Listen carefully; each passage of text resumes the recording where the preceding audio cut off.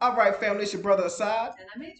and we are back again with another quick video. Yes. But first, like, comment, subscribe, hit the notifications bell so that you'll be notified when we drop new videos. And secondly, in terms of housekeeping, we want to make sure we thank our South African family for all of the love that we have been shown and everyone who supports this channel, but definitely our South African family because you're Yes. about 80% of the viewership, and we definitely appreciate that.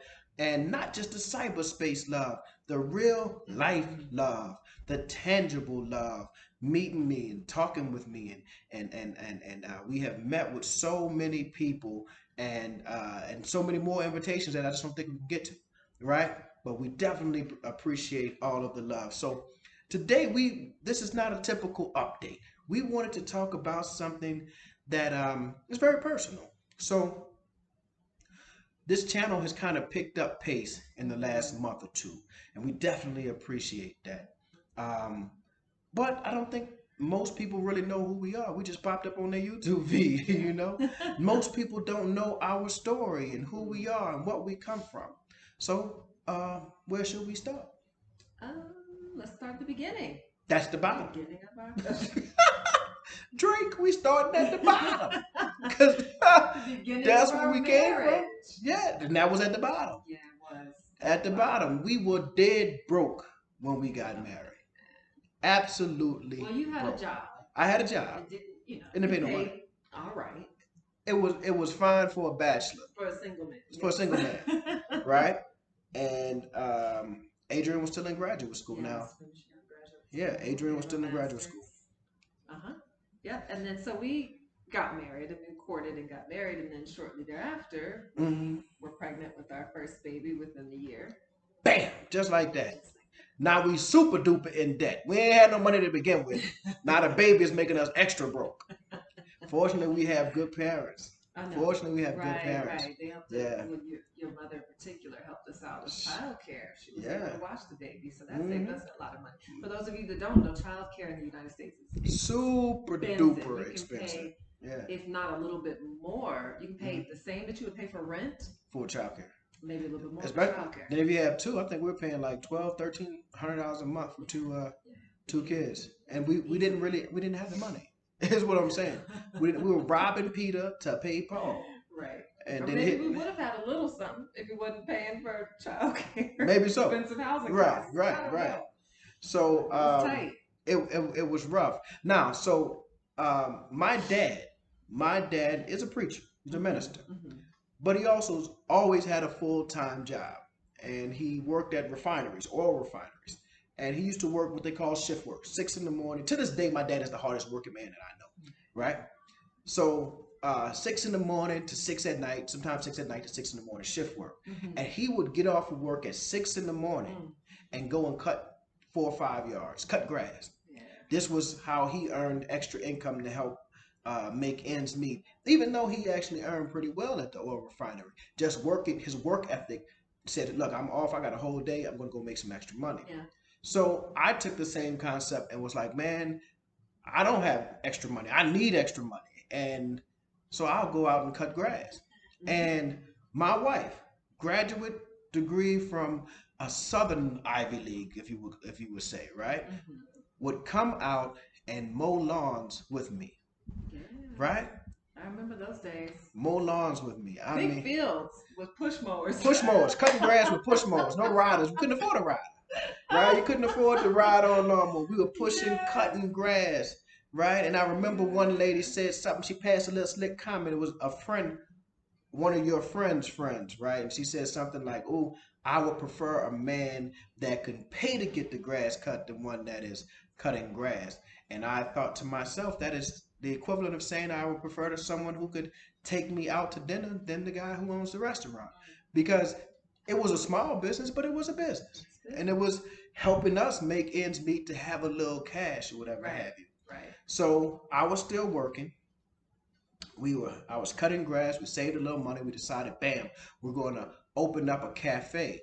And since I have a full-time job, I will use my full-time job to help kind of fund this business until it can get off the ground and manage itself. But what happened? What happened? So many things happened. You lost that job. I lost my The job. first thing that happened. I lost my job.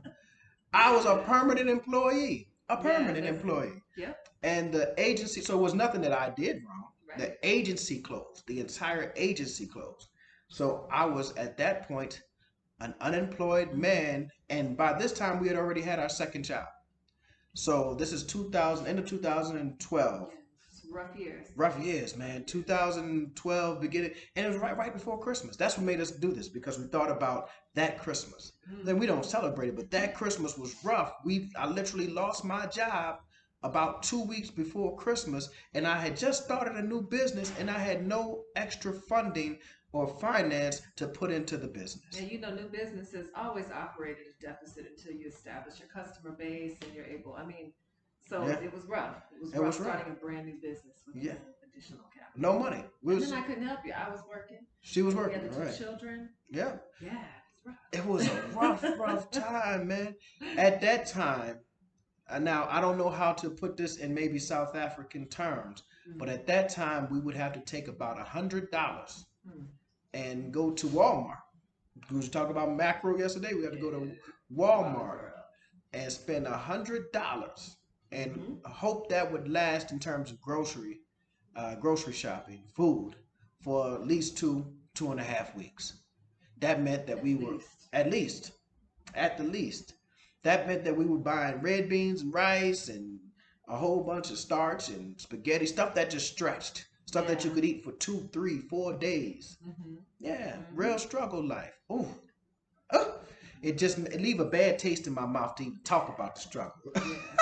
It was sad because you have all these Yeah, hopes and aspirations when you're pursuing education, and then you get into the workforce, and you know you're realizing how difficult it is to climb right, within these organizations, and then you have children, and you aspire to have this great life for your kids, right. and it's like, man, will I make it? You know? We used to say, man, if I could save, listen, if we could save $100 a month, maybe in 2 or 3 years, we will be able to take our children on a cruise, and which a Mm-hmm. cruise are very, very affordable, right?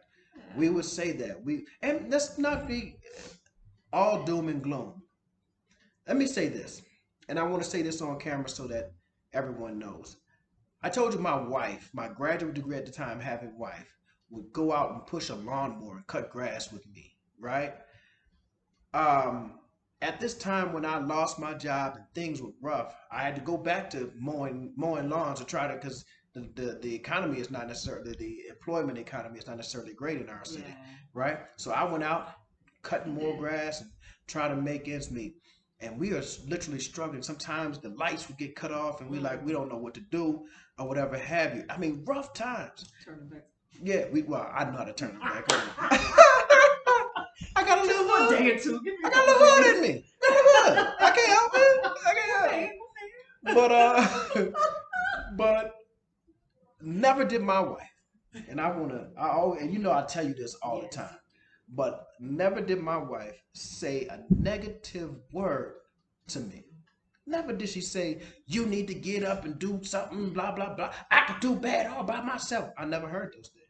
And so there's no other person on planet Earth that I love and admire and care for more, and would no other person that I would want to be in this journey with than you.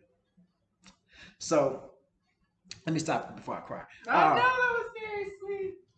Very So sweet. um, yeah, And shout out to my daddy. You know, my yeah, daddy raised all of his children to work really hard. And so I could cut grass with you because when I was a kid, we, I had to chip in. right. So Shout I'm out no to stranger to hard work. Cecil. Wasn't no joke. Uh, He still ain't no joke. I he's no like Cecil. joke. Yes, He's indeed. if your daddy's the hardest, mine's the hardest working man in my life. Yeah. Oh, both hardworking men, Definitely. definitely.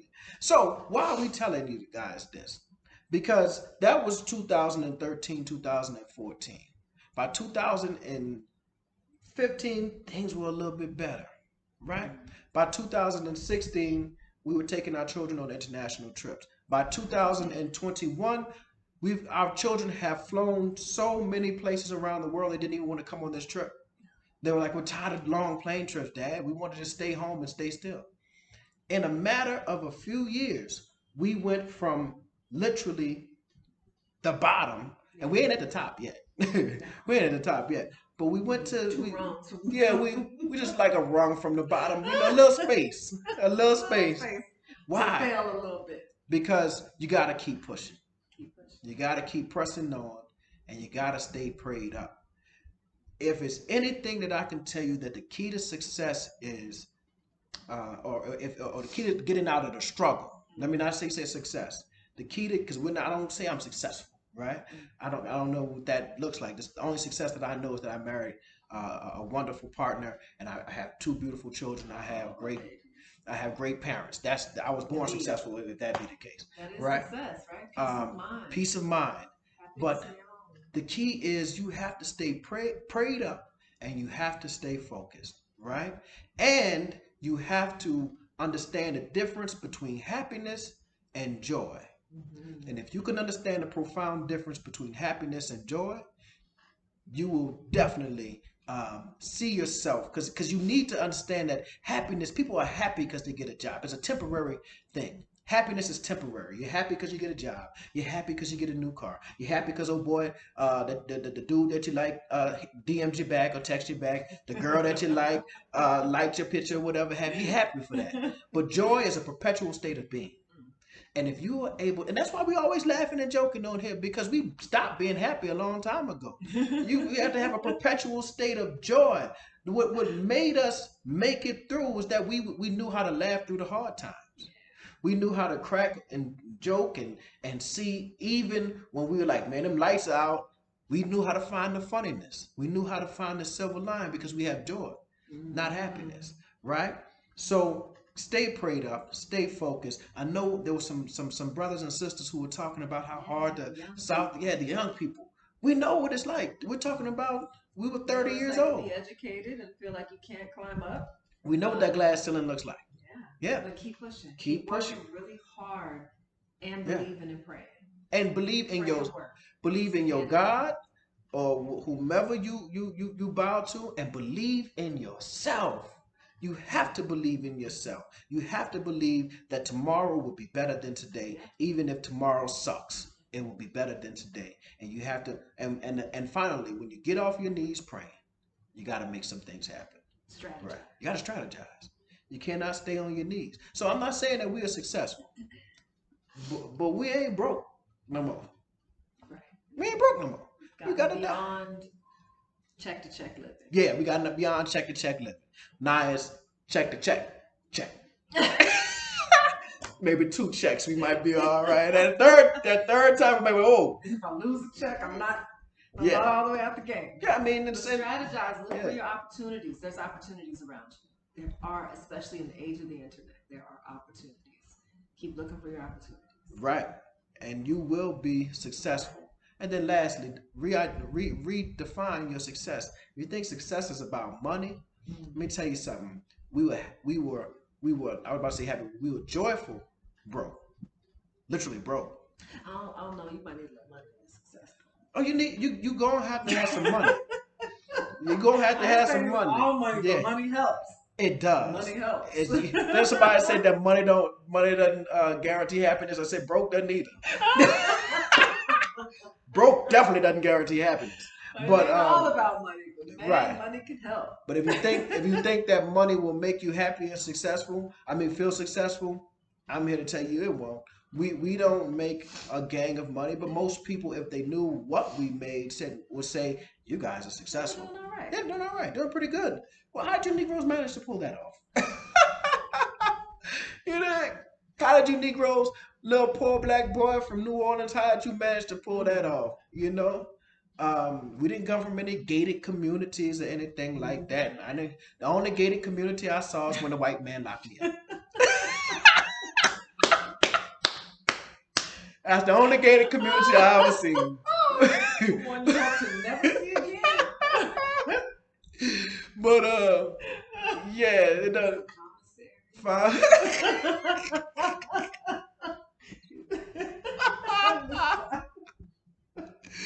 Can you put something on my books and all that type of stuff? Yeah, no, man. But your success and your happiness comes from the relationships that you have with people. and how you feel about yourself, and the appreciation you have for your loved ones and for the very simple things in life. You know, nothing makes me more happier than this morning we went for a walk around Rosebank, just walking and talking and holding hands with my best friend. Now I can do that with $1 million. I can do that with $1,000, and I can do that with $100 because I'm not happy. I have joy. Thank you guys. Anything else you want to add? No. All right. Thank you guys for watching. And again, this has nothing to do with South Africa, but it has everything to do with South Africa. It has everything to do with just people in general. So I hope that this inspires somebody. I hope our story inspires somebody. You know, you can be where you are today does not necessarily mean that you will be there tomorrow or 3 years or 4 years or 5 years from now. And you will look back and you will say, man, God has brought me from a mighty, mighty long way. All right. That's it. That's it. All right.